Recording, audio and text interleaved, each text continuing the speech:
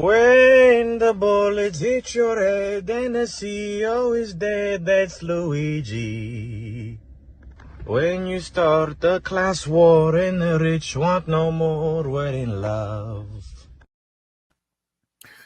Well, if they keep making him famous, he's going to make more than the CEO, you dumb fucks.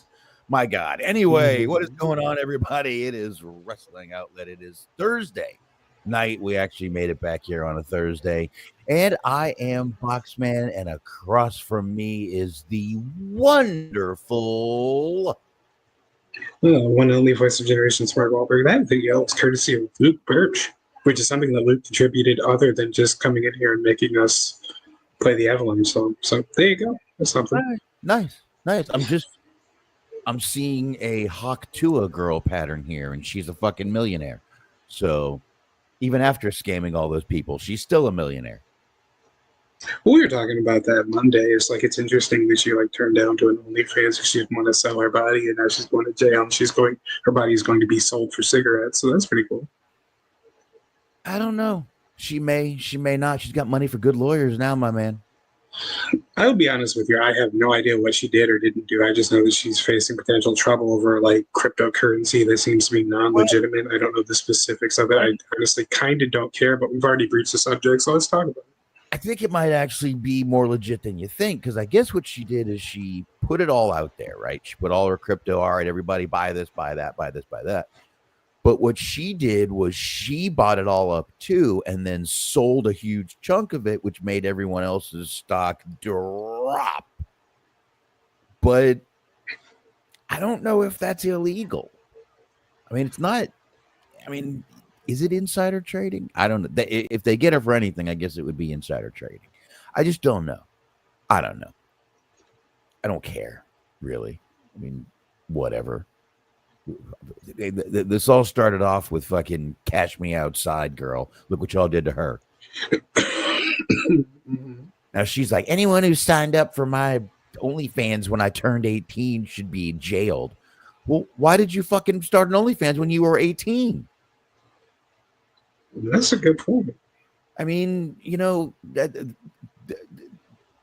just no fucking responsibility at all anymore. But yeah, now we're gonna make this guy famous. I mean, the guy did a couple kids are growing up without their father.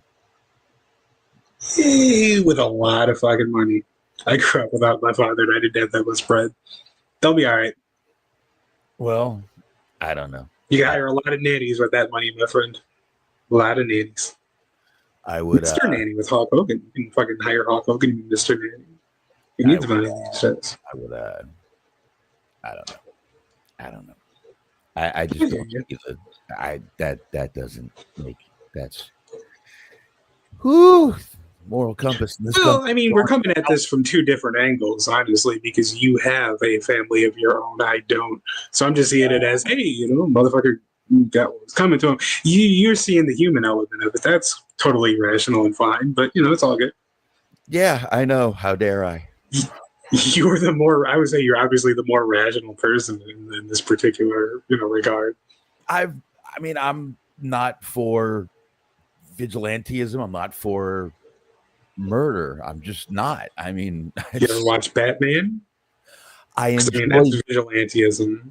Yes, but it's a movie. It's fictional. I understand this. We don't. There really is no Gotham City. I don't know if you know, Smark. There's no Gotham City. I know it looks like Chicago. Kind of. It looks like home to you. It looks like Chicago. I know it does, Smark. I know it does. Mm-hmm. But it's not. It's actually the only thing that's unrealistic about that is there's just a lack of overweight people in Batman. Because if it's actually in Chicago, which is where it was filmed in some of the places. There's no fat people that sound like my uncles, which is disappointing. See, that's why it's fake. Mm-hmm. See, proving my theory. It's Batman. Yeah, what are you doing over there, you cocksucker? What? Huh? Hey, yeah, it's Batman. Man, Batman. You think what we think about the Bears' old line there, Batman? What are you talking about? Yeah. Think we should get rid of polls or no? Come on there, Bats. Let's talk about it. Polls do get in my way. That's right.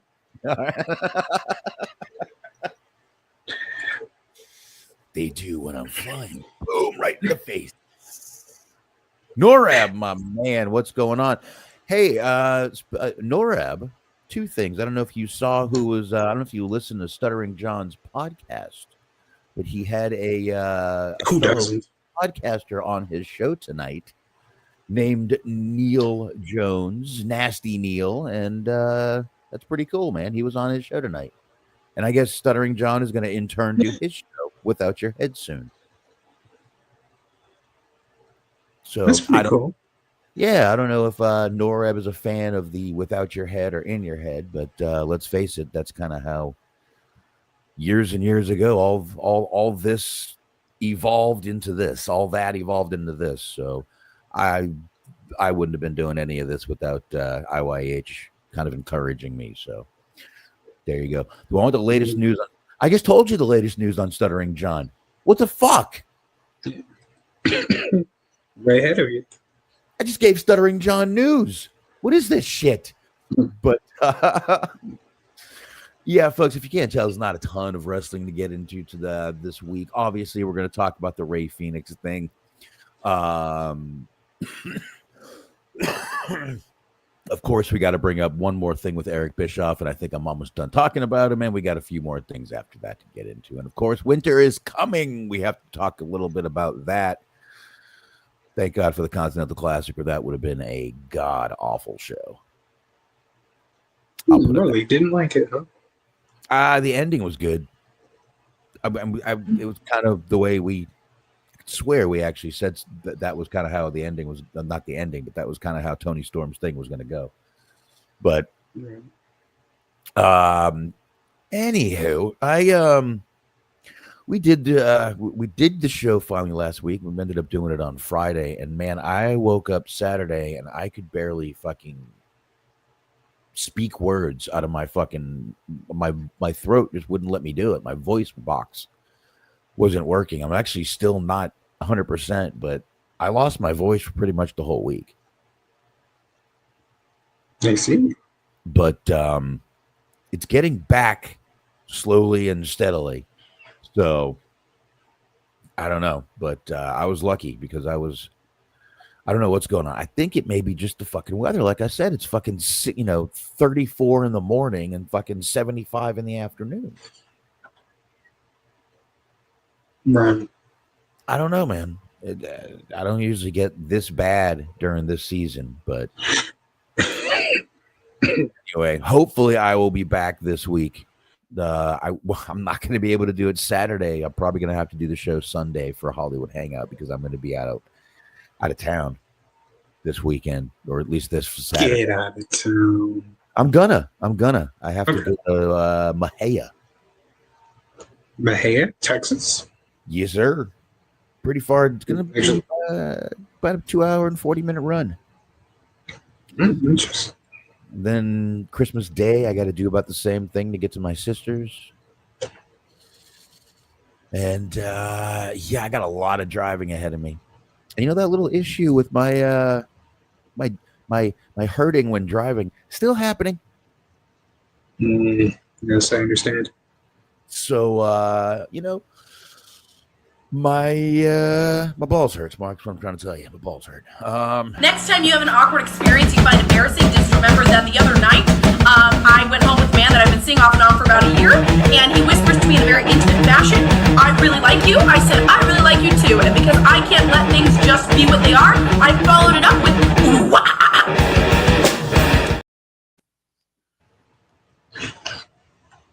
She should be the new Hawk. She should be the new Hawk Tua. Absolutely. I hit the long way on that one. Yeah, that's what we should do. We should make her the new Hawk Tua girl. That was good. That was good. Mama. See, what's interesting, well, and it's not really all that interesting, is like I don't dislike her, but man, do I fucking hate those Costco guys. See, I just don't know anything about those guys, so they don't bother me right now. They don't bother me right now because I don't know anything about them. I mean, just Just based on print, I don't like people who whore out their children for like money or ratings or views or any other. I don't like stage parents at all. Yeah, but look at all the money they're making, Smark. Isn't that what you just told me? I don't think I told you this. I mean, they're probably making a lot of money, but well, you know, these kids are making money, Smark. I see what you're saying. Money. Wait a minute, that gives me an idea. Money. The kids. Yeah. Don't be rizzling that idea up, Smark. No, I get what you're saying. The kids have a lot of money, so they don't. The parents are kind of expendable. I get what you're saying. No. Oh, good God, Mr. Draymond would be sad to hear you say that. Probably. Start singing the sounds of silence or something. Exactly, silencer. No, damn it. Was that really? Did he really have a 3D printed gun? Is that was that true? Is that what I heard? Okay, so I don't want to actually add nuance to this. I was just kind of here to play the meme with the lady singing about him, but I have a lot of doubts about what happened with all that shit because, like, he handled all of that very professionally and very smoothly and very calculated, and then like they said they found him with basically like a fucking Post-it note that just was like "kill CEO." It's like, yeah, I'm not sure I buy that shit. Like, it seems like the more that's coming out, the more it's like I do believe he probably did it, but it's like some of the shit that they're saying that they found on him. It's like, oh, I don't know about that. It seems like he put a lot of effort into that shit, and then all of a sudden just suddenly get sloppy. I'm not sure I buy all that, but hey, whatever. Yeah, I don't know. I mean, I told you, dude. That was some government shit, bro. It's all I said when you showed me that when we watched that video last week. I said that's some government shit right there, dude. That's a government hit right there. I've seen one before. Watch this guy. He's just gonna end up fucking disappearing like that fucking Las Vegas shooter. What happened to that Las Vegas shooter? That guy. I mean, I'm not going to condone what he did, but like, I'm just saying, he played on hard difficulty because he targeted a place where almost everybody had guns. Just never heard about him anymore. It was just gone. Bye-bye. Oh. Norab has a report here. He said that he had heard about what you were saying and that John was very condescending towards him. So apparently John's talking shit about Neil. Oh, man, that's not a good idea. Old Jackie Jones over there, or Neil, does have he's got a whack pack of his own. He does have a whack pack of his own, and they are, if nothing else, very creative. You might want to be a little careful there with those guys. There you have it. That could get ugly, but yeah, that was kind of strange though, man. That was kind of strange though. But yeah, there's a lot of just weird shit happening out there in the world, and I guess we'll see what happens the next 4 years, folks. It's gonna be fun. Buckle up. Yeah, buckle up, folks. Buckle up. It's gonna be fun. It's gonna be fun. Just strap in. Strap in. Oh my. Stuttering John. I didn't say strap on. Whoopsie daisy. Let's see. Stuttering John was in court on Tuesday while he was being a substitute teacher. Interesting. And he said on the thing in Zoom court, big timing him under the delusion that John is an A-list celebrity. Dude, Howard Stern isn't even an A-list celebrity. I'll put it that way. He's a celebrity. He's very, very popular, but I wouldn't call Stern A-list. Zoom court sounds like it's like the next like fucking afternoon talk show or like that talk show, the court show. Like it's gonna be on right after like Judge Joe Brown. You got Zoom court. Hey. All the cases are gonna be really fast. Like they'd speed through them, just zoom through them. Yeah. No, I got it. Actually, they're driving race cars while trying to testify in court.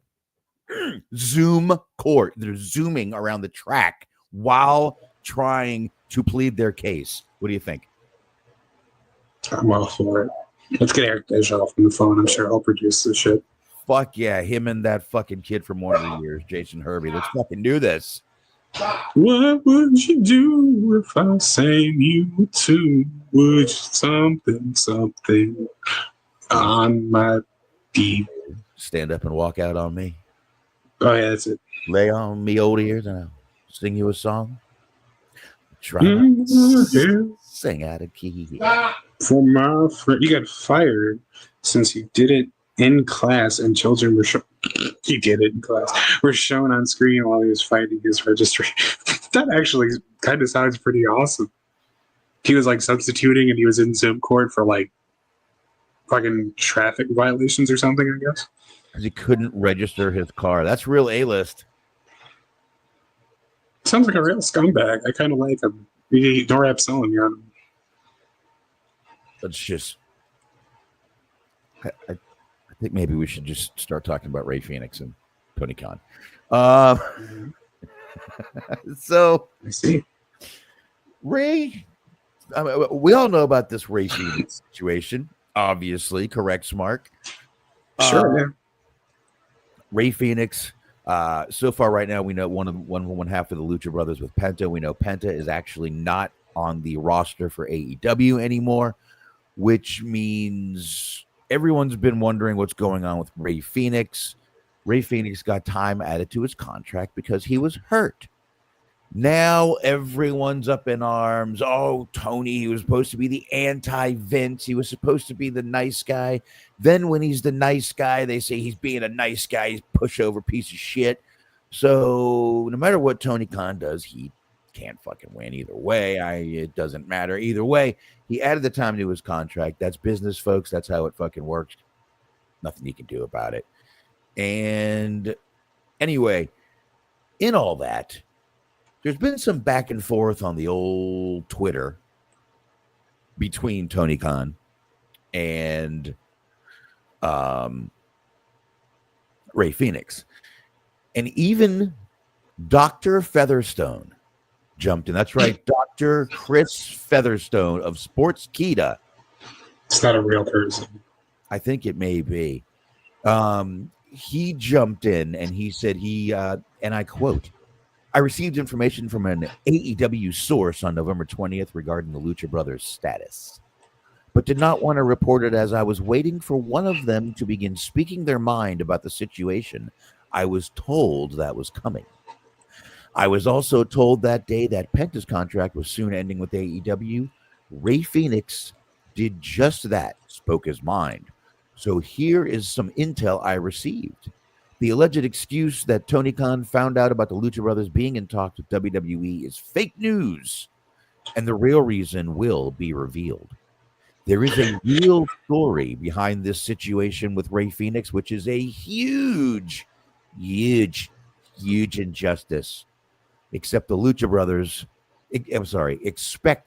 Brothers to go in more depth about their time in AEW when they are free and clear to do so, and when they do it, it is going to be ugly. So, on the heels of that, we had some cryptic tweets by Ray Fenix. One of them said, unfortunately, due to contractual issues, I cannot speak now, but I will have my time. And then he said, I needed a doctor, and you ignored me for months. So smart. Yes. Just to let you know, he has deleted a one tweet. He said that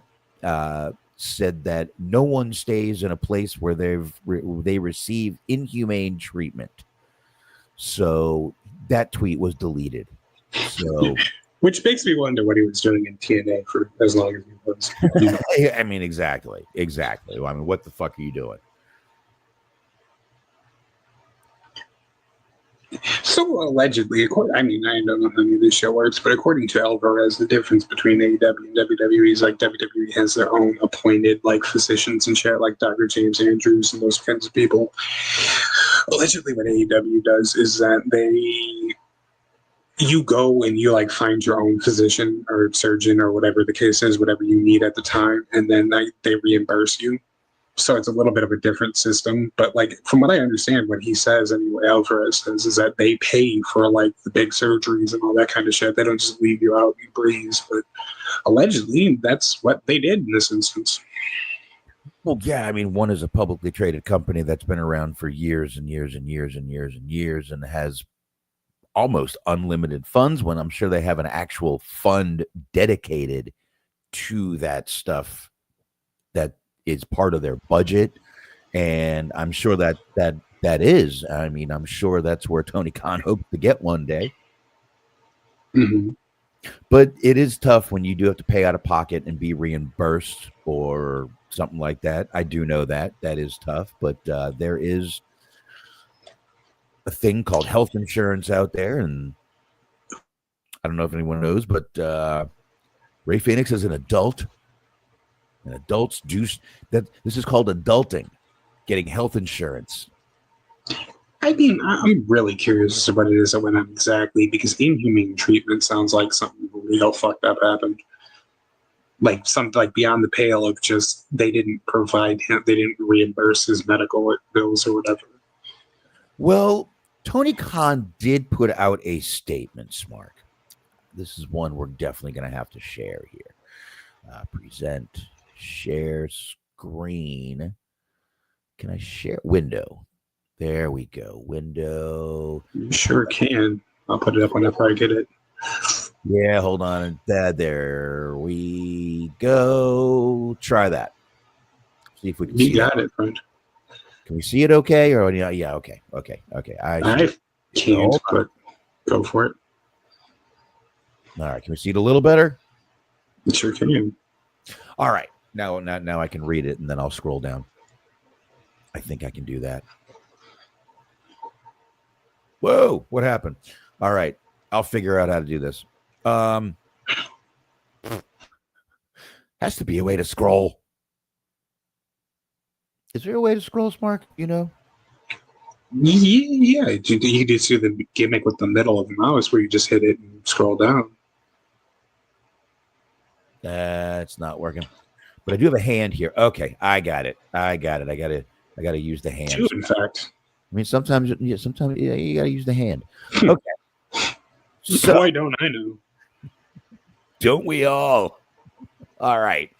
So it says, this was a statement from Tony Khan. It was all put up on like AEW letterhead. And it says, and I quote, a statement from AEW CEO Tony Khan. I want to address the recent claims made by Ray Fenix regarding the medical care and treatment he has received in AEW. I want to sincerely apologize to Ray for any misunderstandings or issues he faced. The reality is that Ray does not speak English fluently, which has made it very... don't do that. He went there. I can't believe I would never have put this out to the public. Never. No, dude. No, honest to God, I did know about Phoenix's tweets. I did not know about this statement. But oh my God, this 100% before you even finish the rest of this, if you didn't know what company Phoenix worked for, and you didn't know who put this statement out, does this sound like Vince? Because it sounds like Vince. It's like, that's not my fault. I don't fucking speak luchador. What the hell? What the fuck is problem is? I don't know why I'm doing the Jim Ross voice. I actually think Vince would have just said, good luck in your future endeavors. Okay. Vince is smarter than this somehow. Yeah, that's what I think Vince would have said. You don't want to be here? Not a good look. Oh, boy. All right. So the reality is that Ray does not speak English fluently, which has made it very challenging for us to properly communicate and understand his needs at times. For example, when Ray suffered an injury last year, I thought he was trying to tell me he was hungry. He was hungry, so I sent him to get something to eat at a nearby restaurant. Instead of this can't fucking be real. You're kidding. I'm not joking. All right. Norab says it's this fake. is entry. Norab says it's fake. I don't care. I'm reading it. I'm reading it anyway. It's fake. There's no fucking way. It's basic Spanish. I know what fucking I'm hurt and I'm hungry is. This can't be real. I don't care if it's fake. I'm reading it anyway. It's hilarious. This is All right. amazing. So Continue. he said, I feel terrible about that situation and I take full responsibility. This is fun. Hold on. Here we go. All right, now we can get the rest of this read. Let me get back to the little screen here. Let's see. Okay. We are committed to providing the best possible care for our wrestlers, but the language barrier with Ray has made it more difficult. Actually, you know what? It sounds like Hulk Hogan could have wrote this possibly. We are working to improve our communication and translation services to ensure that this doesn't happen again. At the end of the day, the fault lies with me and our organization for not being able to properly understand and address Ray's needs. I want Ray to know that his health and well-being are our top priorities. We will redouble our efforts to ensure that he receives world-class medical care and support he deserves. I'm hopeful we can move forward in a spirit of mutual understanding and work together to create the best possible environment for our entire AEW roster. There it is. What did he? There we go. That was fun. I don't care, fake or not. We read it.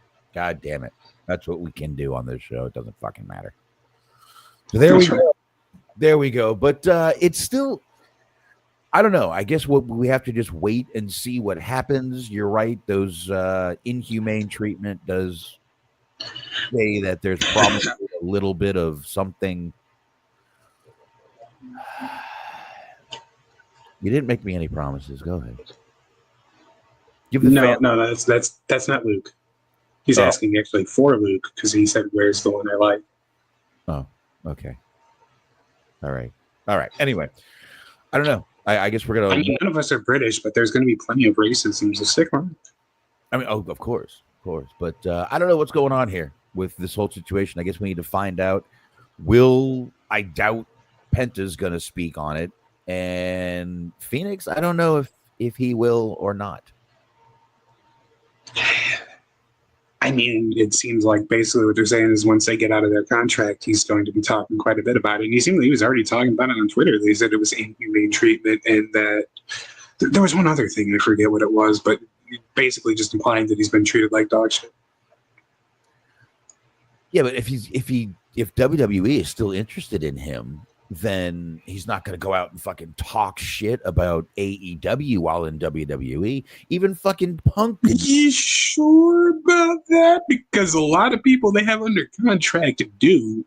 Punk didn't even do that. No, just, Bischoff and Bully Ray. Oh, no, Bischoff is not under contract. We'll get into that whole thing in just a few minutes, Smark. He makes it clear. Sure. I've never said he was under contract. I've just said he was taking money. There's a big difference in the words he uses.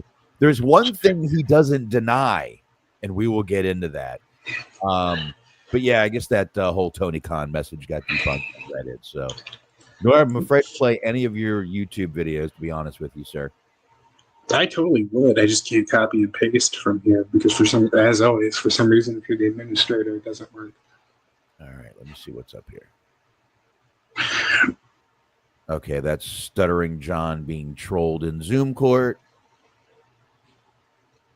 I had no idea Zoom court was a thing, and I had especially no idea that Zoom court was still a thing. He's sitting there. Anyway.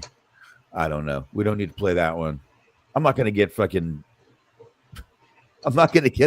copyright strike for playing Stuttering John stuff. I'll tell you that. No. Fucker should pay me. I mean, if anything, you're going to get a copyright strike playing something like those. Stick your ass in! Fucking action! My ass is game! My ass is game! I never noticed the Cesaro section thing behind. That's like the first thing I noticed. I'm not going to play the whole thing again, but just since you mentioned it, be on the lookout for it. I never noticed it. Yeah. Yeah. wrestling It's a fan. man of culture. He's a wrestling fan. That's not surprising. Not surprising when it comes to it, but yeah. So like I said, I guess we're all gonna find out a bunch of stuff coming down the road, or not. I have a feeling this is all going to be swept under the fucking rug. Tony Khan's going to kiss his ass a little bit. We might even see Ray Phoenix back on TV in a little bit for the next. Speaking of inhumane treatment of people, True North asks, do you think that Vince is trying to make Lindo look like a saint in comparison to Vince? Okay, so what I'm hoping for, this is very naive, and I don't actually think it's going to happen this way. That's why I said hope and not what I think is going to happen. I would love nothing more if she was just so I'm trying to think of the word. I can't even. If she's just so like devoted to proving that she has nothing to do with him anymore, that it actually goes the opposite way, and that like her affiliation leads to him like the fucking hammer being dropped on him instead of him. I actually shouldn't say shit. If his issues end up getting swept under the rug, which is what everybody thinks is going to happen, I'm hoping instead she's actually is like vindictive and fucking goes after him. But that's probably not going to happen. But one can hope. Nah, she's gonna take the fucking the political road, take the high road, and no. And I mean, she's been confirmed once already back in when Trump was president. So I don't know. I think Linda's gonna. I definitely think she announced how long they've been separated as a political tactic. That I will say. But, for sure. No, it happened the same day. How could it not be? Because like she got announced like the head of the school board or whatever the fuck it is, and then just immediately was like, "Yeah, I have nothing to do with the guy that shits on people. That's not me. I don't know him." I want Linda McMahon in charge of education. People don't fuck her. If they fuck around, I want her to send Teddy Long in there to threaten all those kids. They're gonna go one-on-one with the Undertaker, baby. I mean, other than the fact that Macho Man used it as his theme song, it would be kind of cool if they replaced like the graduation music with like the fucking WrestleMania theme.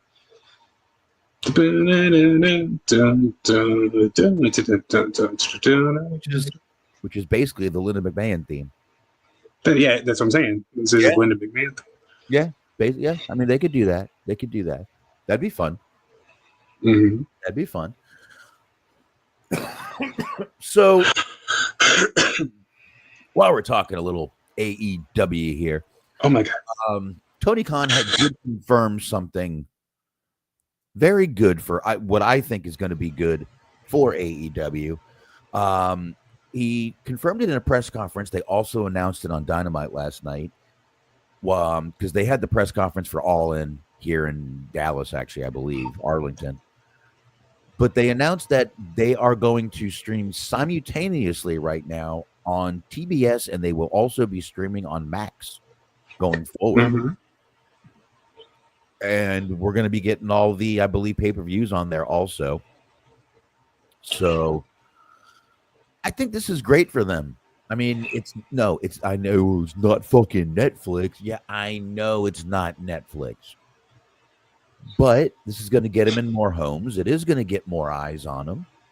And if HBO or Max, whatever they call it, if they can, give him a little more, what am I saying here? Advertising, if they can, publicize this correctly, this can get a lot more eyes on AEW. And guess what? You're not going to be able to get the fucking numbers on how many people are watching on Max, by the way. Maybe the first couple weeks, but no, those numbers aren't released. So, you ratings pricks. Man, we missed a golden opportunity for that to be the name of our show, the ratings pricks. That's all anybody cares about anyway. I was hearing that HBO Max is like cracking down on the sharing passwords. Like right now, apparently they're starting to just like gently email people that they suspect of password sharing and be like, hey, knock that off. But apparently like the next couple of weeks, months, what have you, they're going to start really putting the hammer down, which only really incentivizes you to steal shit. But I mean, to not share passwords. Could I ask how you gently email someone, please? Well, no, I'm just saying the email is a gentle way of being like, hey, knock it off, instead of just being like them banning you or like deleting your account or whatever. Oh, okay. I thought you just very daintily hit the key. Just, You do pinkies up. You put the pinkies up when you hit send. Oh, okay. So it's like having tea. I got you. Mm-hmm. Yes. The heads of HBO Max are all British. Yeah, and Norab, I know even if Stuttering John stuff isn't copyrighted of Stuttering John, if I played something from his channel and he decided he didn't want me to play it, no. And if he has any ads on his show, he could take any money from my show that gets ads or from this episode. So I apologize, dude, but nah, man, nah, I don't. Sorry, man. It happens. Sorry.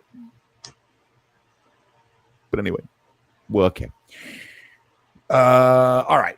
So I guess, like I said, that I think is going to be good for them on Max. And I don't have Max. I don't really know what's on it, but I believe, and I mean, you can always watch, I believe they're on the I know they're on the TBS app too. Mm-hmm. Which for some reason they don't even push on the show, which I don't understand. That's a whole nother way to watch and watch not live. I'd be pushing the shit out of that. Yeah. Mm-hmm. No, maybe TBS doesn't want them to. I don't know. It's not a good sign, but well, I think if they're trying to like prioritize live ratings, they're probably not trying to incentivize you watching the show after it airs. Well, yeah, but I mean, no, but I mean, like I said, for me, the show starts at 7:00. I'm talking Dynamite here, folks. Starts at 7:00 for me. If you're in Cali, that show starts at 5:00, dude. You're just getting out of work when AEW is starting. Those people aren't going to fucking watch live. There's no way. Wrestling fans don't have jobs. What's wrong with you? Some do. Some don't. But anyway, let's go ahead and get into this thing. We were talking about Eric Bischoff before, and like I said, he was definitely saying he is slamming any claims that he's on the WWE payroll. Now, folks, when I read you this statement that he put out, I just want to let you know, in no way does he deny taking money. He only denies not being under any kind of contract or handshake deal.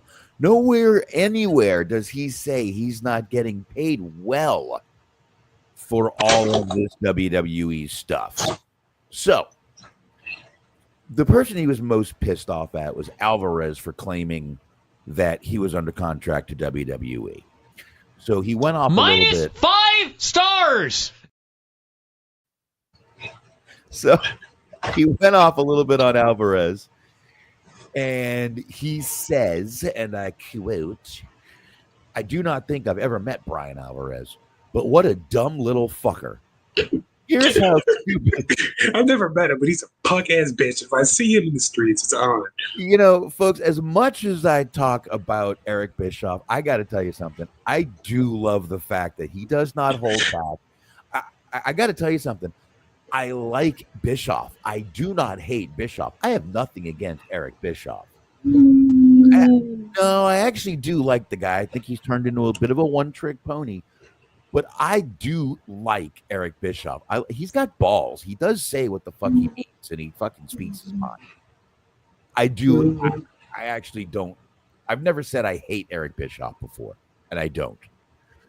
I think I did, but I was like drunk, so it was very rambly. But I went on this long tirade a couple of years ago we were watching Full Gear. And they had nothing to do with the actual matter at hand. But yeah, I don't know. I mean, he doesn't seem like somebody I would necessarily want to hang out with. He doesn't seem like actually, you know what? I'm going to revise that, since he seems to be rather generous with his resources, if you get what I'm saying. But I would 100% sit in his fucking awesome Wyoming place, staring at fucking mountains, drinking a beer with him. Absolutely, smoking a cigar. Hell yes. If he promises to never talk about AEW. No, I don't even care. He can talk about AEW all he wants. Listen, folks, all this is doing is giving him money. This is making him money. Every time he's in these fucking dirt sheets, this is good for him, folks. because what he does is he takes these and he knows exactly which clips to pull to post so you guys watch him and make him more money. Y'all see how this works? This is all working well for him. Yeah, sure. Yeah, but anyway, let's just redo this whole thing. I don't think I've ever met Brian Alvarez. Well, what a dumb little fucker. Here's how stupid he is. I just did 2 WWE episodes, one on NXT and one for WWE on the A&E network. And then 48 hours later, or 24 hours later, whatever it was, I'm on MLW. I'm on the MLW show, who, by the way, was in a lawsuit with WWE, right? Which WWE settled. Do you think, you stupid little fuck, that if I was under contract with WWE, Bischoff sarcastically slated that he can't wait for his paycheck to arrive,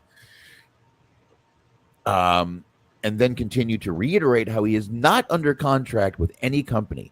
He also shared further thoughts on both Alvarez and his co-host Dave Meltzer, claiming they lack any real knowledge. I don't have a written agreement with anybody, Bischoff said. I don't even have a handshake deal with anybody. If they call and I'm available and it sounds like fun, I'll show up. Perfect example of guys like Brian Alvarez, the needy little fucking elf, and his partner Dave Meltzer talking out their ass when they don't know what they're talking about ever. By the way, I will go ahead and say thank you, Wrestling Inc. I did get that article right off of there. That was right. A little hat tip to Wrestling Inc. for the transcription of that. To which Brian Alvarez said, Fuck you. Fuck you. Fuck you. Well, okay. what if he did that? What if he, like, at the next episode of, like, Wrestling Observer Live, he was just like, hey, you want to come talk shit? Come find me, motherfucker. Like, we doing this for real. All I know is Dave Meltzer's news has dried up since we announced that Michael Hayes was on a hiatus from the company. I'm just saying. I'm just saying. It is but like, he's in such a position of power with that shit, because, like, it was always up for debate, like, whether it's the validity of some of the, the news sites anyway. But now we live in a world where you could literally just fucking call anything fake news, and people are just like, yeah, you're probably right. Well, like, I mean, to be honest, all right, here's what I've noticed, folks. Since Pritchard and Michael Hayes left, not left or on hiatus, Christmas vacation, whatever they're on right now, I know. I would love to see a fucking Christmas Vacation remake with Michael Hayes. That would be. And Bruce Pritchard, both of them. He would be Bruce Pritchard, probably like the Chevy Chase role. Like, Michael Hayes would be like the guy that says his shit is full. Oh, Michael Hayes would be Uncle Eddie. Oh, yeah. Yeah, for sure. Or Cousin Eddie. Sorry. He's just fucking shit. He's shit faced in the backyard, fucking walking Red Street. It is full. But I brought my new wife, Rosa. This bitch is strung out on wild turkey. Have a drink, baby. Woo. Oh God. Anyway, here's what I've since they've been gone. If folks, I do look at a lot of news. I do get ready. We do have some prep for this show that we do. Not much, but so I say we. All right. Don't put that on me. All right. I do a little prep for the show. Anyway, sometimes, not all the time. But when I go to the news now, if I go look at the WWE, because what I do is I put it in Google. I have a little thing, it pulls up tags. WWE news is pretty much results and kayfabe stuff, that just trying to get storylines over. And that's it. They really don't have any news anymore, backstage news about WWE. All the backstage news now is AEW. It really is. And that's something I've noticed a lot. Actually, I'll be honest with you. Since TKO took over, I've really noticed that difference in the... And that's why we talk more AEW news, because really there's not a lot of WWE news coming out anymore. It's TKO put a fucking kibosh on that shit, which means Meltzer is going to be wrong because he's probably guessing 90% of the time now. So, I mean, what does that mean for Meltzer? Maybe he should stick to the MMA news and stick to the AEW news and fucking back off the WWE a little bit. Just True, I says letting your dog hump your leg doesn't that kind of show prep. That's why I said I didn't do show prep. He said he didn't do any. All right, calm down. Box does basically what ends up happening is that Box does show prep, and then I download show.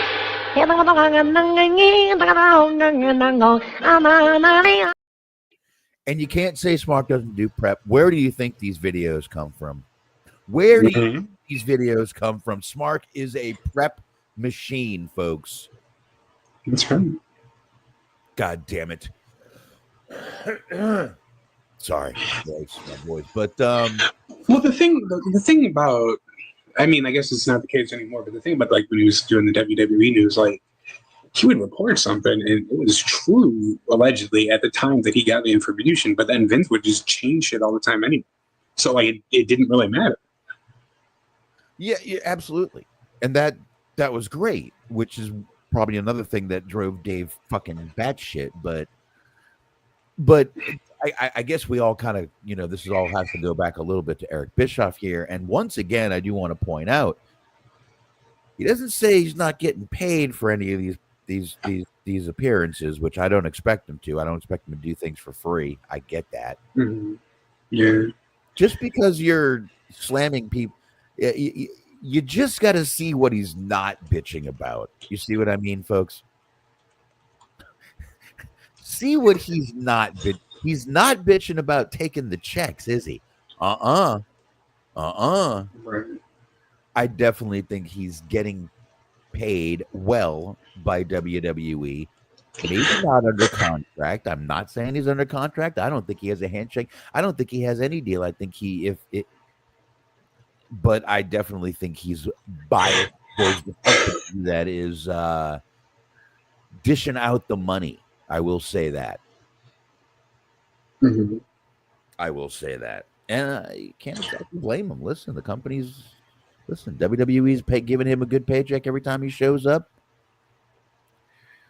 That's fine. That's fine. I think we need to start opening up a dialogue about how good was WCW really. Because I was watching an old episode, fucking January 20th, 1997, United Center in Chicago. Yeah. This is like, they were doing fucking huge numbers at the time. There was like, they gave like 5 minutes to Chris Jericho versus Alex Wright. They gave like 5 minutes to Ultimate Dragon versus Dean Malenko. There was a fucking 15-minute Eric Bischoff promo. Just him. Not like NWO, just him on a motorcycle talking about how much he loves Hulk Hogan. And this was before Vince was a heel, because it's 97. So it's like before this is before the Mr. McMahon character. Well, and it was like just Eric Bischoff talking. And it was like, it seemed like he was kind of ripping off like what they were trying to do in ECW with Heyman. But it's like, Heyman is so much better at promos than you are. Don't do it. Don't do Heyman's thing. Heyman's better. Heyman's on a whole different level than anyone else when it comes to doing stuff like that, especially going after the network. But I mean, think about how much TV time Eric Bischoff took up trying to get Vince McMahon to fight him. Mm-hmm. Think about that. Think about that. Think about how much time he took up trying to do that. Think about how much time he took up literally just reading fucking results, and it backfired. It backfired. Think about that. Think about, and this is the guy that's telling AEW that how to run a company, folks. Should that, what? Maybe if Tony Khan goes on there and takes up most of the TV time from the wrestlers, maybe that will tell Eric Bischoff something. How about that? How about that? Yeah. You can catch Tony outside. How about that, Eric? Calling it used back. to be happy that Tony Khan is like not as petty as like some other people that own companies, because like they're like nobody's watching Rampage. So at this point, if I was Tony Khan, I would just like hire Ryback and just have him come out like wearing a fucking weightlifting belt that he plays guitar on, and Tony Khan's just behind him talking about how great he is the entire time. Maybe, but I think Rampage might be one of those two shows is going bye-bye, and I think it is Rampage. Mm-hmm. Is it Rampage or Collision? I believe it's Rampage. I think so too. I think it is Rampage going bye-bye. They gave, I swear to God, they gave more time to Scotty Riggs versus NWO Sting. They were calling him NWO Sting. They were straight up saying it was fake Sting. They gave that match more time than fucking Chris Jericho v. Alex Wright. Well, I don't know, man. And I mean, and you got to realize they were doing huge numbers back then. But people were going back and forth during if WWE was on commercial, you were watching WCW. WCW going commercial, you'd go over to WWF at the time, and you just keep going back and forth. You just go back and forth. That was it. That's why they were doing such fucking great numbers. Advertisers were the only ones fucking losing numbers. Mm-hmm. And then you'd wait your fucking, 2.5 minutes, which is usually commercial time, and then you go back to the other show.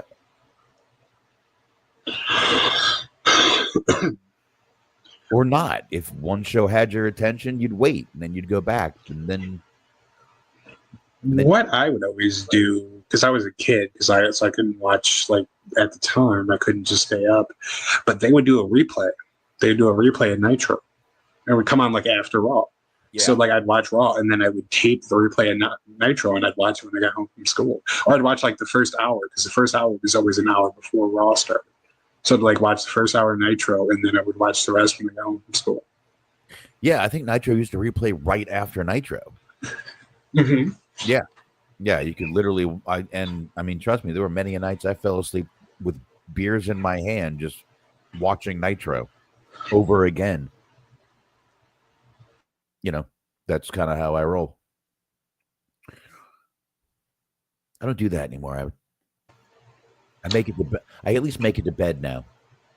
I can't imagine you fall asleep watching Nitro anymore, because that'd be kind of weird. Oh, if I was, again, I would already have watched the original one, the first run. So it was kind of just left on TV as I was sitting there finishing my last few beers. There you go. So, and I actually had, I had two TVs. I had a small TV beside that TV, and I would just play PlayStation, PS2, while I was watching the show. I would just have that going while I was watching wrestling usually. So, and then when I was done, I would just hit my little switch and flip it over to my big TV and start playing on the big TV until I basically, sometimes I would go in my bed, but some nights I would just pass out there on the couch, wake up, get ready, go to work. Sounds like a time. Yeah.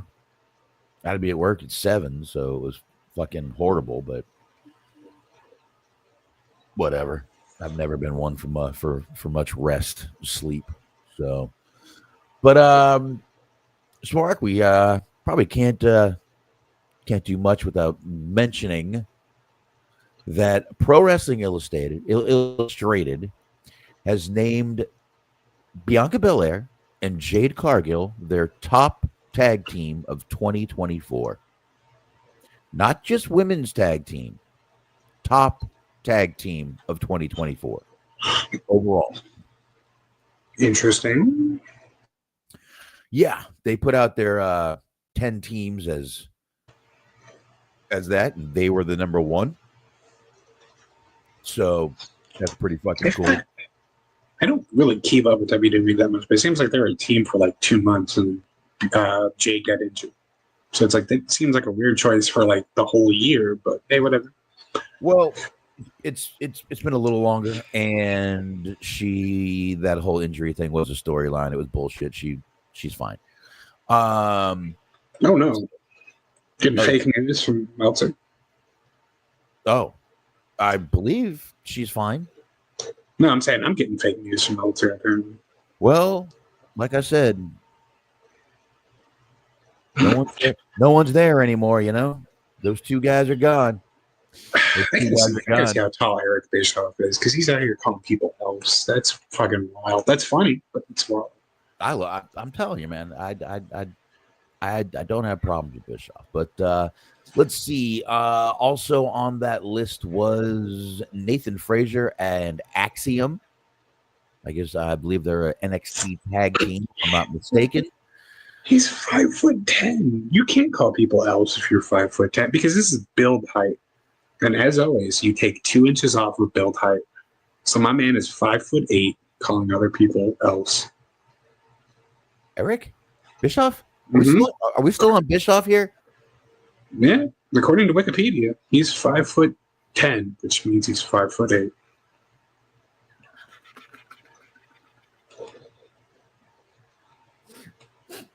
I was totally on another subject here, Smark. I said I had to figure out because we were talking about. The people need to know. Sorry, you said Axiom, and my mind went elsewhere. I was like, yeah, I've heard of them, but they're no, it's all good. I didn't realize we were still on the. I didn't realize we time traveled back to the other story again. That's all. That's all. Yeah, it's good, man. It's all good.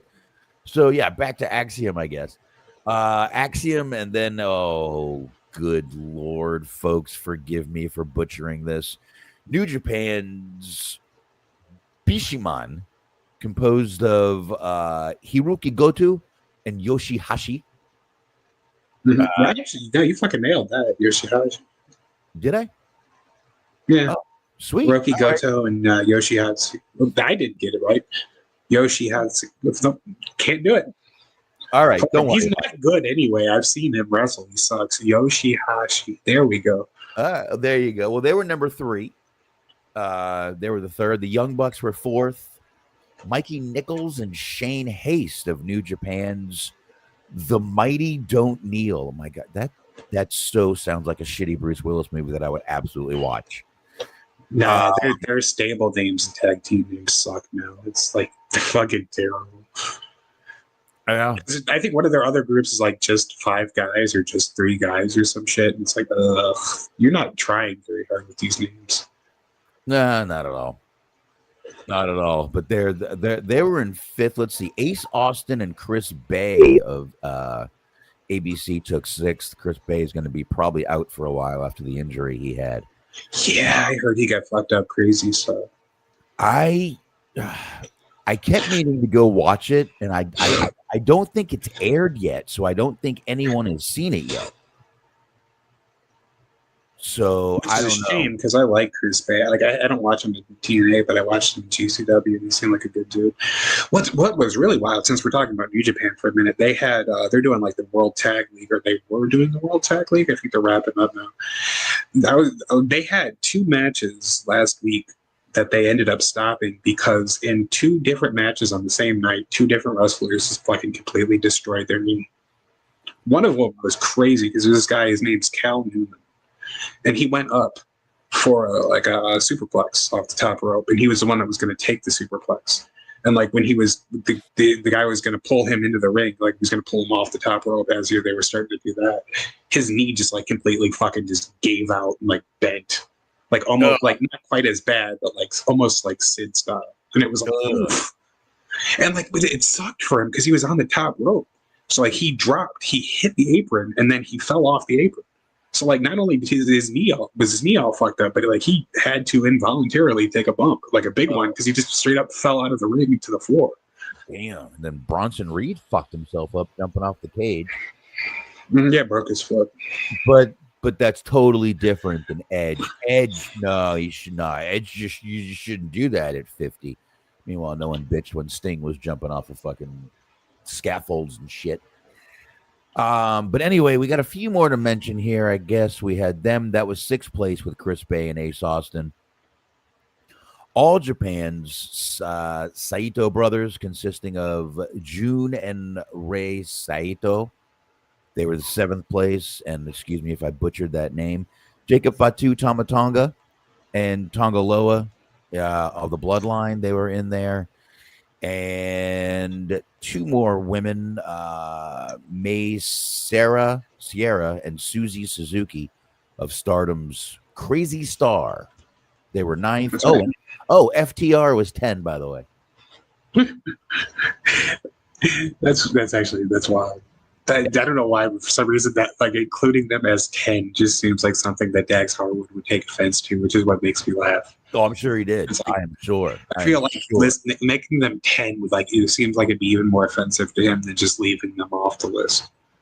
With all fairness, they were off TV for a while at the beginning of the year. If you remember, they were bitching, pissing, and moaning about that, and then Cash pulled the gun on someone. Cash pulled a gun on someone, and they're like, "Why are we not on television?" See, that's what makes me like him. He's like, Dax bitches, fucking Cash gets results. Hey, you know, he was paying attention to that Arn Anderson promo, brother. Let me tell you that much. Listen, we're from the South, boy. You know, well, we understand. You know, sometimes you got to pull that Glock. It's like, I'm not about to cry about my daughter. I'm about to show you you fucking fool. There you go. I don't fight like a 4-year-old girl. I fight like a 44-year-old. You know what I'm saying? There you go. All right. So let's get into AEW. And if we have time, I have a little list that I think it's Sports Key to put out. Or, the Sportster. That we may or may not go through. I think we probably will have time because we're not going to spend too much time on this AEW. This was Winter is Coming, folks. I see Smark. Sure. I see Smark took a little liberty in the spelling of that. I always wonder, like I write descriptions every week, and I always wonder if anybody actually reads them. By anybody, I mean also you included. I'm sure I think they force you to write descriptions, so I just sort of spitball it. They do, which is fine. You do fine on them, Smark. I change them after I write them. I change them because I have to. No, I change them after I write the real description of what we talked about. Okay. I give them the old switch out. But let's go ahead and talk a little bit about this wonderful. I'm sorry. I didn't find this to be a very wonderful episode at all. It was not a bad episode, but I just kind of thought it had a little drag factor to it. Like the matches just don't need to be this long. They really need to. That's another thing I think they should change in 2025. These matches all don't need to be. We've said, how many times have I said this? Not every match has to go to fucking picture in picture. Enough. I want some squash matches. I want them to put some new fucking talent over. That's all I'm saying. I agree. That's all I'm saying. I'll be fine with it. So we had the first match of the night, which was John Moxley and Pac versus Orange Cassidy and Jay White. So I want to point out one thing here. Please. Because, I mean, it was a good match, but there really wasn't too much to take away. This is back-to-back weeks now where Nigel McGuinness's point is called Jay White sinewy, and it just makes me feel creeped out. Because it seems like he's just like a little bit too interested in the figure of Jay White. He's a weird. I don't know. He's just like, he's long and lengthy. He's sinewy. He's like, all right, we get it. You want to fuck Jay White. Nothing. Who doesn't? But keep it moving. I don't know. Nothing's more awkward than a fucking guy in the middle of those two with a fucking mask on. But anyway. Perhaps. Anyway. And you're right. The match was pretty good, except for the fact that it ended in a fucking double disqualification due to all the fucking interference that was going on, which, you know, AEW doesn't do this a lot, folks, but they probably should do it more, but I don't know. I do like seeing a little more serious Orange Cassidy, which is definitely needed. He definitely needs to change up a little bit. After the match, he accidentally hit Jay White with the orange punch. Jay White got up and Get him with his finisher, whatever the fuck that is. Blade Runner, What? like the movie. Blade Runner, like the movie. Oh, Blade Runner. That's out there. Yeah. There you go. So that wasn't bad, but we did get a really good match after this, which I think everyone expected to be a good match. Both these guys always put on good matches. You had Will Ospreay versus Claudio Castagnoli in a Gold League match. It was a Continental Classic match. Awesome match. I don't know what else to Yeah, I say. enjoyed it. Great match. Ospreay took the fucking win in it, but it was definitely a good match. After the match, we get Castagnoli attacks Ospreay from behind. It turned into a clusterfuck. Darby Allin. I don't know if anyone noticed, but Darby's put a little bit of a little red around his mouth, so he's going a little bit of Joker Darby. Yeah. Oh my God. I'm sorry. I really did have some high hopes for that guy, but now he's going to climb Mount Everest again. I'm sorry, folks. I wouldn't put a fucking title on this guy. I would actually tell him, you know what? 2 months before you go climb that fucking mountain, you are to resign from my company. I don't want your name associated with my company when you die on that mountain. If you die on that mountain, I guess. I'm sorry. I wouldn't want it. This company has enough fucking flack to it now. Is that something you would want on your fucking head? Nah. Yeah. Nah. After that match, and then after that, we see MJF arriving. That I kind of, it's like fucking John Travolta's coming out and fucking or something. You know, he comes out, he's got the big pinky ring on, and then they show his back, and then they, it's like the weirdest fucking shit they got going on there. Mm-hmm. But we had Kyle O'Reilly versus Adam Cole for the winner of the match will take on MJF for the Diamond Ring at World End. And you know, listen, we've seen these guys go at it how many times at this point now after that whole crazy NXT thing they had. So it was pretty much one of those matches. Not a bad match, a good match though. MJF tried to get involved. Cole still got the win, so it didn't fucking work. And then on commentary, once Cole wins, fucking Tony Schiavone says that MJF is acting like he got Cole in his Christmas stocking. To which, like, if he was Excalibur's like, I think he doesn't celebrate Christmas. Like, multiple times he's mentioned in his promos that there's something preventing him from getting full enjoyment out of the Christmas season. You know, I got to tell you, my Jewish mother's favorite holiday is Christmas. MJF might be celebrating Christmas. Who knows? But if you've got a little separation going on in the family, sometimes there is a Christmas in the family. So, you know, it happens. I mean, it is. My mom absolutely loves Christmas. She loves buying the gifts. She loves making the food. She loves everything about it. It's her favorite. It's her favorite holiday. And my mom is as Jewish as Jewish mothers are. Okay, so since we just mentioned MJF and Darby potentially dying in like 2 months, do you think that MJF's uncle already has a bunch of forged 8x10s just at the ready for when he does end up trying to climb this mountain? Oh yeah. And pictures. Oh, I remember when I met him.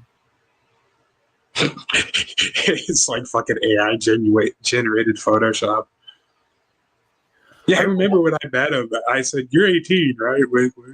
I don't know why in every picture, Feinstein looks like fucking Zoolander. He does. He looks like fucking Zoolander. Ben Stiller in Zoolander. That's what he fucking looks like. But anyhow, we had another match after this, and folks, I'm we'll talk about the match, and then I'll talk about that.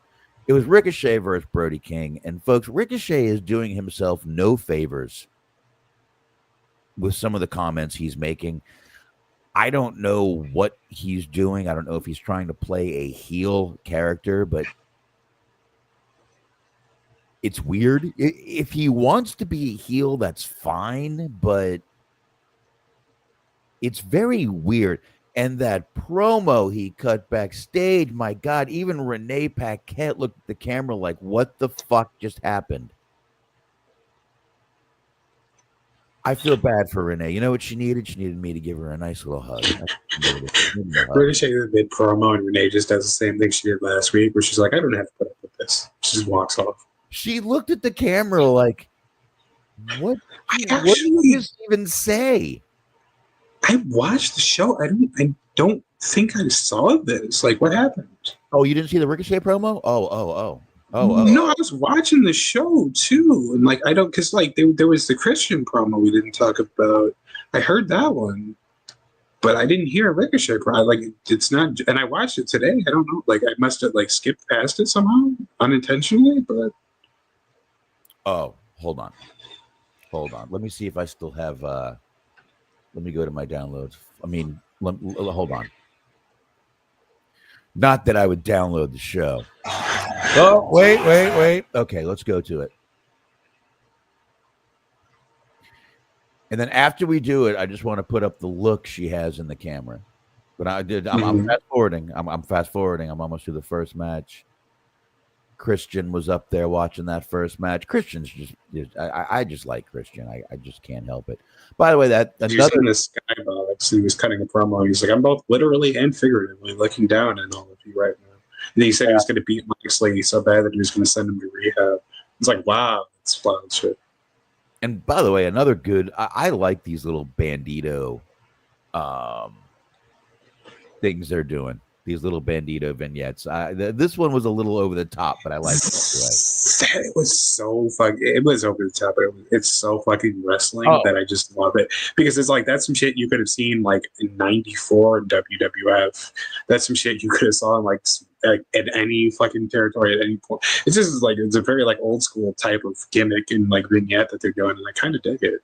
Oh, Moxley's promo was fucking 1997 fucking indie. I don't know what that was that he was doing, but that was horrible, that promo. I did not like this one by him. Oh, we forgot to mention Hook. Right, I'm getting to it. Smark. I'm getting to it. I'm 44 minutes into the show.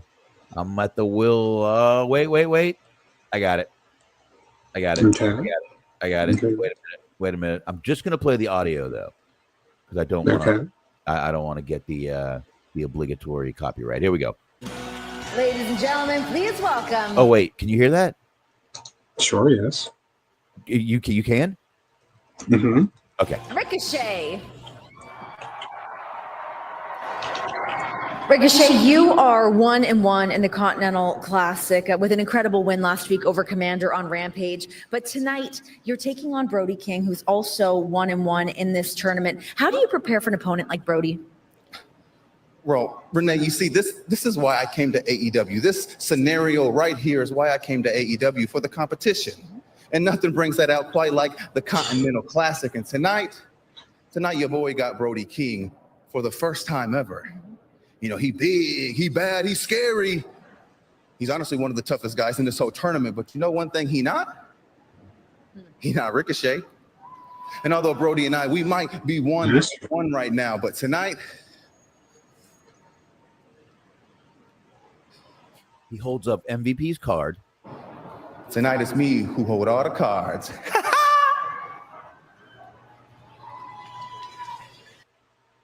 Okay. So that was that. What'd you think of that? To know when to hold them. Know when to fold them. Hold on. I want to show you this now. Okay. Put that up there for me. Look at her face. Hold on, this seems appropriate. What the hell is that? Look at her face. right there. I paused it. By the way, oh my God, Renee. Good God.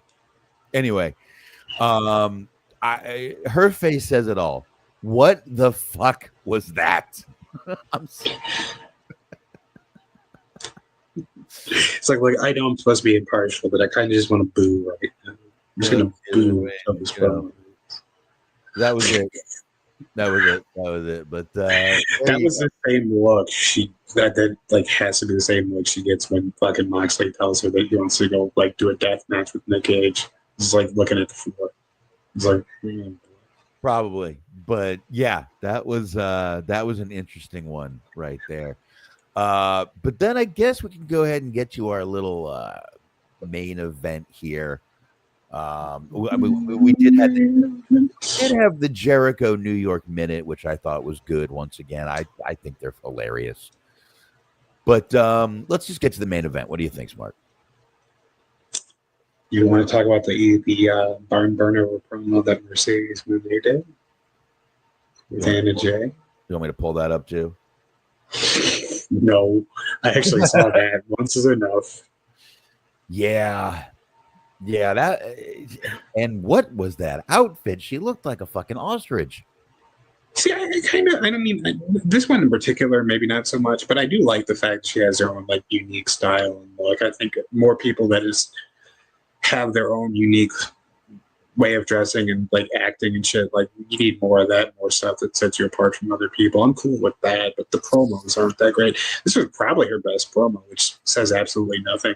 It kind of made me laugh a little bit because she's like, "Oh, you're trying your best to follow your dreams, and you're 26, and by the time I was your age, I already won 5 titles. But good for you for still trying hard and believing in yourself." Yeah, well, not everyone's cousin is Snoop Dogg.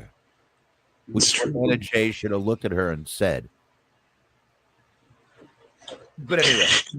Just be like, we only signed you so that Bailey would come. It's like, oh shit. Yeah. I kind of wish she would have said that. That would have been a good line if she did. Mm-hmm. But anyway, we did have my wonderful I don't know. Like I said, she needs to stop standing like a fucking ostrich. But actually, hold on. Now that you think about it, I do have the clip then of the Mercedes promo. See, there she is. That was so all she's an ostrich. That was all. Nice. All right. So we had Mariah May versus Mina Shirakawa. This was for the AEW Women's World Championship. And it was actually not a bad match. Thunder Rosa was ringside holding signs. Actually, not ringside. She was in the crowd. I know that's not what happened, but I choose to believe she was there the entire show holding up signs. They just now got word that she was out there and decided to focus on it. They finally figured out it wasn't just some girl with makeup on. Okay, that girl looks like Thunder Rosa. The girl is Thunder Rosa. Oh shit! Show her, quick! Show her. Well, they show her and she's holding up a sign that says "Justice for Phoenix." They're like, Free Phoenix. Oh, fucking got the hiccups. So maybe that's what they mean by the inhumane treatment, is that they had like Britt Baker out there feeding Phoenix like fucking horse tranquilizers when he had a concussion or something like that. Maybe. Trying to get rid of these hiccups, sorry. But anyway, this wasn't a bad match between these two girls. Actually, I thought it was actually a pretty good match between them. Mariah May ends up winning, and as she's celebrating, we get Toni Storm's old music, not timeless Toni Storm, regular Toni Storm, and she comes out old Toni Storm, looking great, old gimmick. The crowd went nuts. Even Thunder Rosa held up a what the fuck sign. Mm-hmm. I like I said, I believe we said this is kind of how this is what she meant by retiring the gimmick. Yeah. And a lot of people are confused by it, but this can be another evolution to that gimmick, folks. If you notice, she still had a little facial expressions like the Timeless Tony Storm. I got a feeling at any time she can slip back into Timeless Tony Storm, and I do not think we've seen the end of Timeless Tony Storm. So, folks, let this all evolve. I really think Tony Storm has a plan for all this to work out. So let this go. But damn, she was looking just as thick as ever in those shorts. She sure was. As good as ever in those shorts. So that was pretty much Dynamite. I don't think we got anything left on Dynamite. Anything more on Dynamite, Smark? Not really, but I mean, while we're talking about Tony Storm, like, I do feel like sometimes people are too hard on AEW. Like, it's feeding the algorithm that it, like, when you make videos, I'm like, why is AEW so fucking stupid? That you get, like, all the views, bashing the show and all that stuff. And, like, every time I want to try to start to stick up for them, they do things like what they're going to do, because the Tony Storm's first match back is on Rampage. It was like, why are you doing? No one is going to watch Rampage. Like, even if they announced that Tony Storm was wrestling that match without clothes on, they're still not going to watch Rampage. No. People will be looking at screen caps from Rampage, but they won't be watching Rampage. No, I think I'd probably watch at that point. Listen, you want to rope me in that I'll watch live, because a lot of that's going to be fucking censored afterwards. I would do that. Now, since we somehow got through all that quickly, Smark, I did put another article by the Sportster in the little private chat there that I had to talk about. The headline, or the list of it, is 10 wrestlers AEW has no need for anymore. I figured what we could do is kind of go through and see if we think it's true or not. What do you think? All right, let's do it. Let's. I think we should. You know what? Let's share this one. All right, give me just a second here. I'm gonna share it. No. I got you. There you go. Okay, there it is. I'll make it a little bigger. Who doesn't like this? Yes, no. Okay. All right, hold on. Here we go. All right, we're going to talk. It's only 10, so we're going to get through it quick. So let's go ahead and go through this. We're going to start off with Chris Jericho. Folks, Chris Jericho is what one we're going to start off with.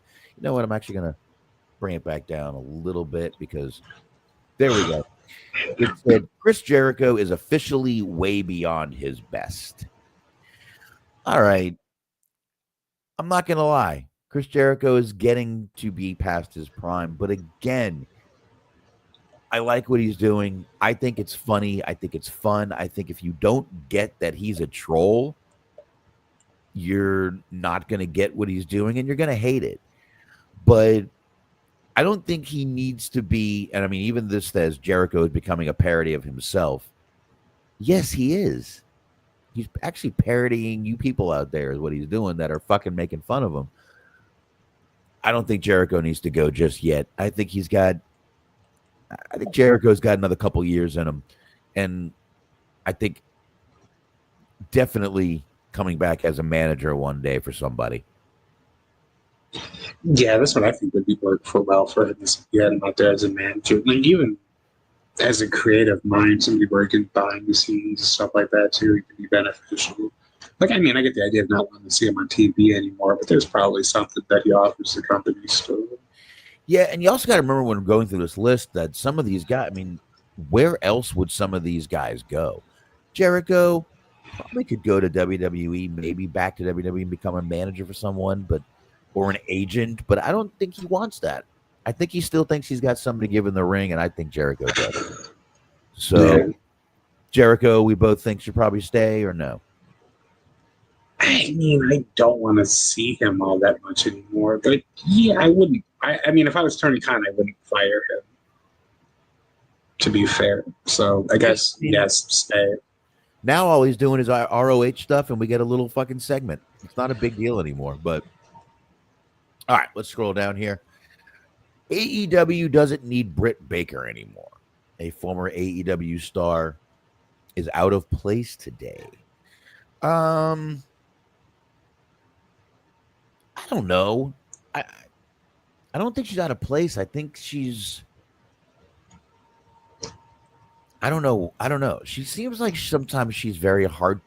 Maybe she's hard to work with, and that's why seems to be the case. Seems to be the case, and that's maybe why they're not bringing her in. But she's also had some weird injuries in the past year, so I don't know. But there's another one though. Where would she go? Do you think does WWE want Britt Baker? I don't think they would want Britt Baker right now. She has no momentum behind her, fire behind her. Even going to NXT, I don't see it right now. So, just I mean, she's not even fucking Adam Cole anymore. She's got nothing. No. Nothing. Where it is she's moving to a new house. Well, she's not. Like I said, she's not fucking Cole anymore. That fucking terrible, that stupid reality show that they tried doing for a while didn't do her any favors. Because okay, I kind of am under the assumption that it's a reality show based on wrestling, so it's like Inception levels of fake. Right. But at the same time, she still came off as a very unlikable person, and that's like it's supposed to be projected as it being real. You're right. But then also like, okay, yeah, sure, the reality show is fake. But then like liking tweets where like people are talking about how fucking shitty Thunder Rosa is or whatever, that's real. You're doing that for real. Yeah, she does seem a little tough to work with, which again brings up where the fuck would she go? So, I mean, I don't know, but I don't. I think if they're going to use her, they need to use her because Britt Baker was very good. Britt Baker, I mean, even when she was injured, she was one of the best parts. When her knee was injured, when she was out there with Rebel, she was one of the best parts of AEW at the time. See, I'm not saying that she's not like a good wrestler necessarily, but like the thing is that there's a lot of good female wrestlers, and unfortunately, for whatever reason, the female wrestlers don't get as much of a rope as some of the males do when it comes to like being hard to work with and having an attitude and ego. Fucking Eva Lee's, where is she these days? They got rid of her quick, and she's got talent. She can go. She's a good promo, good wrestler. Like there's people, typically the males, that get chance after chance after chance, but if like you're a female and you're hard to work with or you have controversy around you, kind of just done. Yeah. And I mean, I kind of feel that like... Yeah, All Access was the name of the show. No, that's All Access. It made her out to be unlikable. The constant Thunder Rosa injury doubts and her kissing up to Shivani like Sanjay does. Yeah, but I mean, I say go ahead and just use her. And if she's... I don't know. Either don't or do. Use her or don't, but I don't know. Now we got a few more here. It seemed like that match with fucking Mercedes, where it was people shat all over that shit. Yeah. I think it was from it was All Out, maybe. I don't remember exactly what it was, but she was wrestling Mercedes on one of the pay-per-views, and they were basically saying that she looked like she knew she was going to lose. She was being pouty and wasn't trying, and all this kind of shit, and just like, and the fucking Serena Deeb came out. And I don't know if this was supposed to be a work or not, but either way, it was like very poorly received. Because Serena Deeb comes out and they cut to Britt Baker, who is just audibly saying multiple times, "Who cares? I don't care." And it's like, all right, fair enough. I don't care either. But like, you can't. You're supposed to like sell this. Yeah, and then it's weird. She came back, and then she's just gone again. So I don't know, but. I would say get rid of her, honestly. If it was my decision, she'd be going here. I don't know. I like Britt Baker. I do. I think she's a good character. I think she's a good character. And look at that stomach. Anyway, this one I don't agree with either. Lance Archer. I think they need to figure out how to use their big men in this fucking company. I would agree with the little tagline below that booking has led to a disappointing run. Yeah, sure. Because they put him with Jake, and then that was cool. Yeah. And then, like, I don't know if Jake has health issues or what, but then suddenly he went from Jake to Don Callis' family or whatever. Then it seemed like there was a moment there where it looked like they were trying to make him out to be a legitimate threat, like back when he was out, like, feuding with Cody and shit. But unfortunately, they just haven't done much with him. I don't think that's his fault, though. I think he has a lot to offer. I think this is one of the easiest guys to book, to be honest with you. I think you could book this guy. This guy's a fucking big, tall monster. Put him out there like that. Put him and fucking Big Bill together and call him the fucking Skyscraper's Return. I don't give a shit. You know what you want to call Skyscraper's 2000? Call him, get controversial. Call him the fucking Twin Towers. Oh, yeah. There you go. That'll fucking really put him over, Tony. That'll get your name out there. I would put those two fucking big men together and let them go out there and tear that fucking tag team division apart. That's what I would do. I could book Lance Archer 20 fucking different ways in this fucking company. For some reason, Tony Khan does not know how to use big men in this company. Big guys, hosses. He doesn't know how to fucking use them. Just doesn't. I mean, Big Bill could be doing way more than be Jericho's fucking lackey. I actually kind of like him in that role. Luke Birch says free Luigi. To that, I said, Luke, I already played the video. What video? When the bullets hit your head and the CEO is dead, that's Luigi. You have Luke Birch. There you go. There you go. But Because I would keep Lance Archer Satnam Singh and the Big Show. Yeah, they can go bye-bye. immediately. Fucking right now. Fire both of them. Yeah, but Lance Archer, folks, I've told you, I mean, listen, I might be a little biased. I've talked to him. He's a great guy. He's a nice guy. And I don't know, but I think this guy is so easy to book. He can get over. They don't let him. He's like, he's got that Dolph Ziggler stop, start, push. And it, like Will Hobbs. You've got Will fucking Hobbs. That guy is that. My God, you want to talk about fucking everything? The guy can fucking wrestle. The guy can do everything he needs to fucking do. Why not? Why not? Let this fucking guy go, man. I don't know why they don't do it. I have no clue. It's crazy to me. What's going on, friend? What's going on, Mr. Kane? How are you, sir? We're not at. We're actually. We got a few more minutes left here, sir. So, Luke Birch says that kid should dye his hair bleach blonde. He could pass off as a young Eminem. Who? Archer? Maybe. I guess. All right. Well, this is probably the one I strongly disagree with. Let's scroll down here. Go to another one. Dark Order. AEW has moved on from Dark Order. I do agree. But I will say John Silver and Alex Reynolds, you should keep them a tag team, change their name, let them go out there. John Silver is a great comedic character. Alex Reynolds I have no problem with. I think those two guys could actually go out there and be a great tag team for you if they would fucking let them do it. Oh, no. When Luke says young Eminem, he's talking about.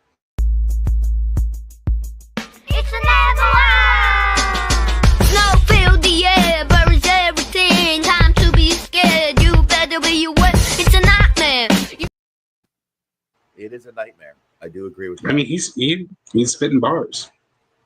I do agree. He's a nightmare. He's a nightmare. All right. So there you go. I do agree that Dark Order is done. It's over. They should just let it fade away. But like I said, I think these two guys could make a great tag team. Put them out there. Let them have some fun. That's what I say. I mean, I guess on Ring of Honor, but like I don't really see the need to have these guys either, to be honest. But they have no fucking. They don't really have a tag team division. They need to. Kind of. They have plenty of tag teams at the moment. They have Private Party. They have Top Flight. They have the Outrunners, I think they are. Oh yeah. I forgot. They just threw together Leo Rush and fucking the other guy and fucking Action Andretti and the other guy and FTR. maybe the Acclaimed for a little while longer. They're probably going to be breaking up soon. The Young Bucks are going to come back at some point. They got a pretty solid tag team division. I mean, I don't like some of them, but that doesn't mean that they don't exist. Like, I don't like FTR, but they are a tag team, and they're a good one. I just don't like Dax Harwood. It sounds like they're rebuilding their tag team division a little bit. But anyway, for sure. Let's move on a little bit here. Angelico didn't even know he was still there. How's that? Didn't even know he was still there. If you could copy and paste that link or whatever. Christopher Kim wanted to know if we had talked about that. I'm not sure what that is. Let me see what he's talking. But it's from WrestleMania.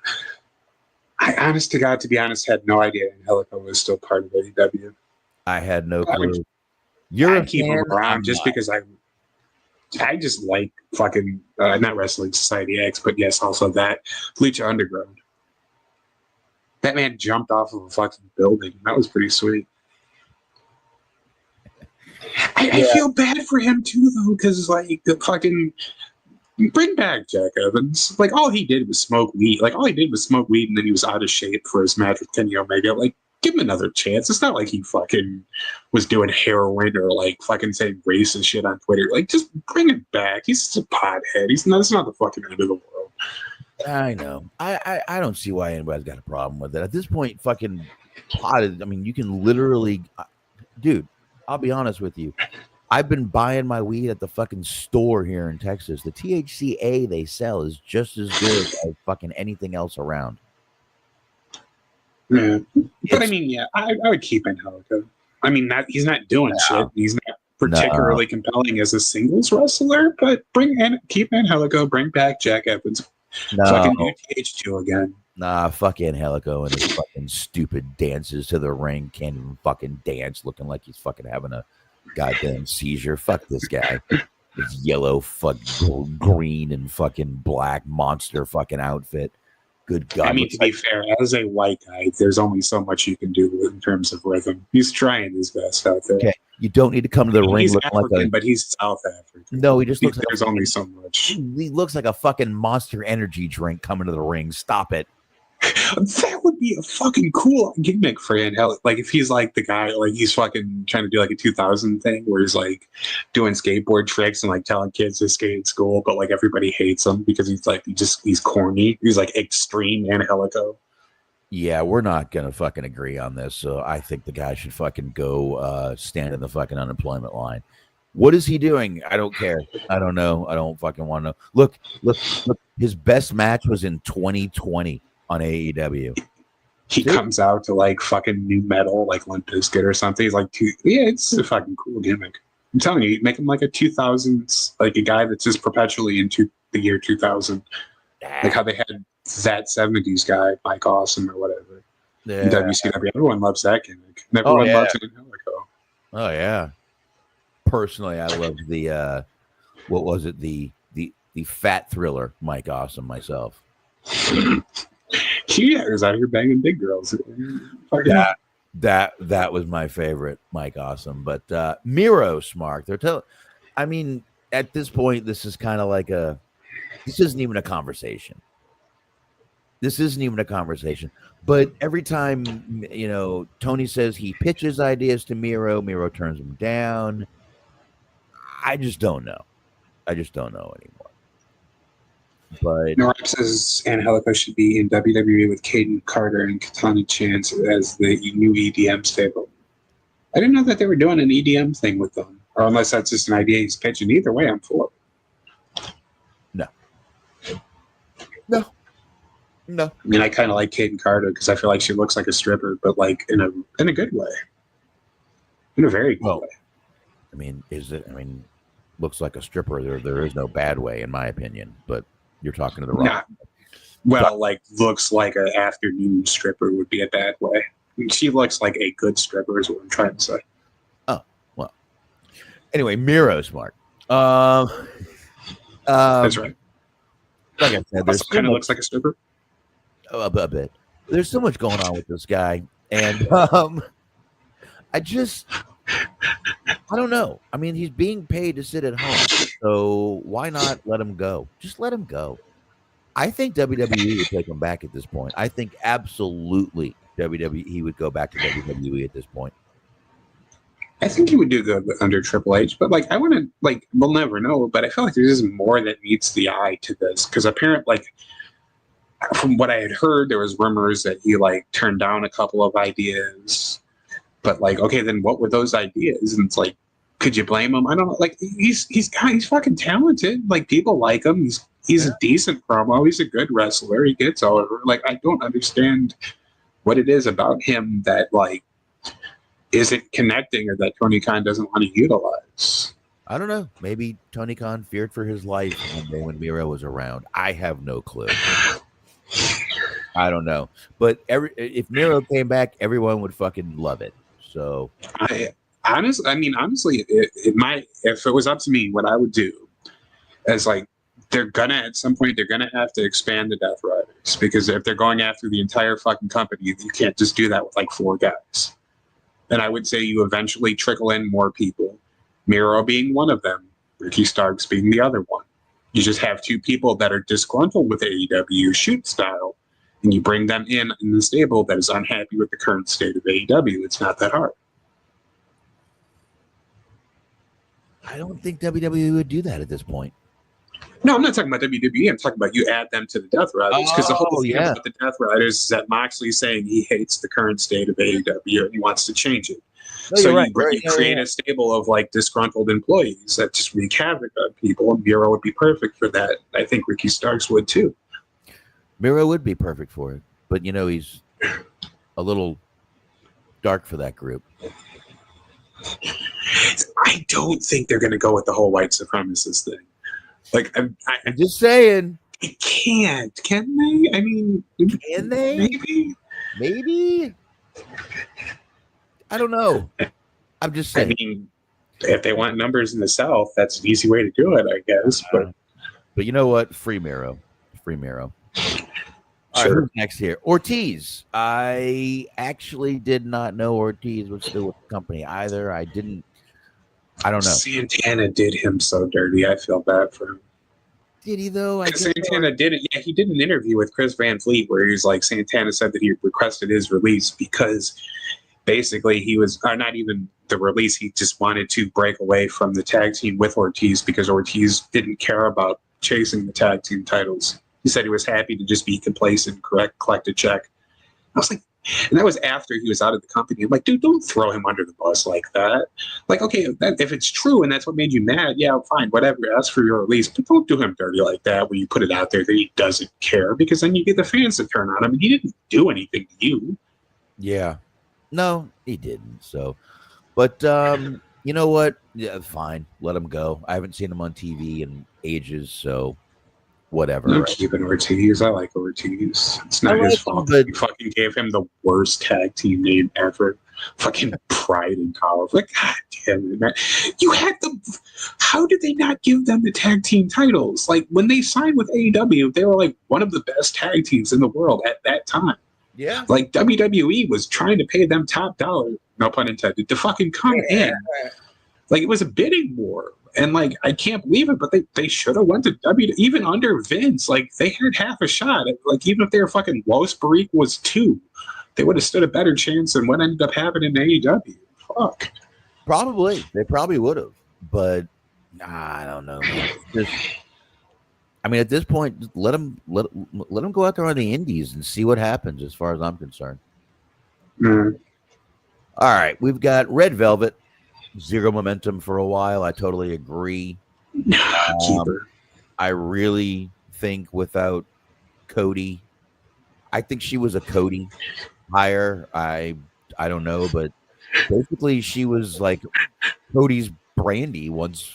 I mean, I was gonna say if that they had bring her in WWE and do like how they were doing for a while with like Damian Sandow when he was the Miz's stunt double, and he would take bumps for the Miz. Yeah. Bring Red Velvet in, and she's stunt double Brandy. It would work. It would work. I like her. Like, I mean, they just need to do more with her. I don't think it's a matter of she doesn't have talent. I don't know. But I would definitely. I'm with you. I like her. I think she has a good look. I think she can wrestle. I don't understand why they don't use her, but I would. So not sure. She could probably stay, but if they're not going to use her, yeah, let her go. Free Red Velvet. Scorpio Sky next. Won't have any more success. I agree with this one. I agree with this one. I mean, he was a kind of a weird hire anyway. He was a little bit on the older side when they brought him in when the company first started. He had been on the indies for fucking forever. Yeah. Yeah. This is probably one I totally agree with. Just and you know we're not sitting here saying we want to see anyone out of a job, but Scorpio Sky has had plenty of success everywhere he's gone, and he needs to probably time to just retire. Mm. Who else we got here? The Butcher and the Blade.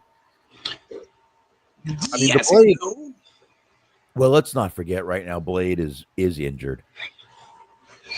We talked. It's okay. He can stay injured because he'd be the one I'd get rid of. Let's just keep Butcher. I like his whole aesthetic. He's pretty cool. He's not like going to be a top level talent, but you can have him as like a mid card guy. Yeah, now he's just another bald guy. He got rid of most of his look. Christopher Cage said Mariah May and Mercedes Moné killed the women's division. I don't think Mariah May's that bad. I mean, Mercedes is a good wrestler, but yeah, we've talked extensively about how bad her promos are. And I like Mariah May, but also, I mean, come on, you didn't sign Mercedes so that you could cut good promos. You probably hoped that she was better at promos when she didn't have to do them from a script, but unfortunately, that hasn't been the case. No. But I say both these guys can go. I keep Butcher. I like Butcher.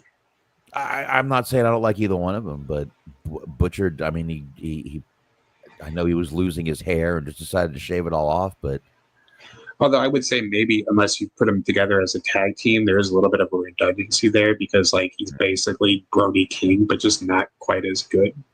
Yeah. I mean, they've got other tattooed bald guys, so why keep so many?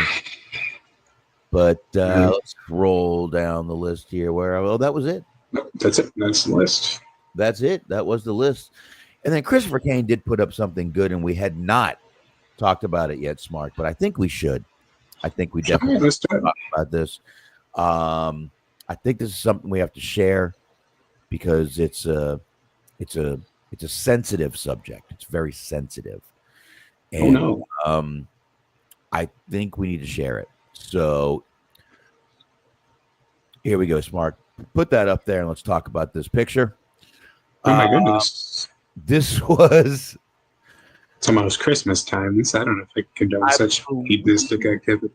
This was a you see this NWA was this was expecting record viewership after this picture.